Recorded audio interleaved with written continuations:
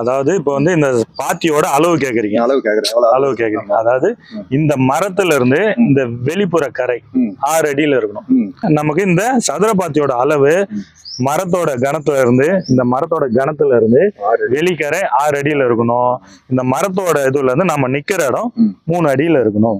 இந்த மேடு வந்து 3 அடியில இருக்கணும். வெளிக்கரை 6 அடியில இருக்கணும். ஆழம் 1 அடி எடுக்கணும். இதனோட ஆழம் 1 அடி எடுக்கணும். 1 அடி எடுக்கும் போது அந்த மார்க் பண்ணி அதாச்சும் ஒரு கோடு போட்டு எடுப்போம் இல்லைங்களா, அப்படி எடுக்கும்போது சுத்துல 1/2 அடி மேல் மண்ணை மரத்து பக்கத்துல போடணும். அதுக்கு கீழே வர 1/2 அடி மண்ணை வெளிக்கரையில போடணும். அதுக்கப்புறம் நாம என்ன பண்றோம், அதுக்கு உண்டான உரங்கள், அதாச்சும் பூச்சி தாக்கம் இல்லாம இருக்கிறதுக்கு வேப்ப முன்னாக்கு போடுறோம். அதுக்கப்புறம் மண்புழுக்கள் உருவாக்குறதுக்காக மண்புழு உரம் போடுறோம்.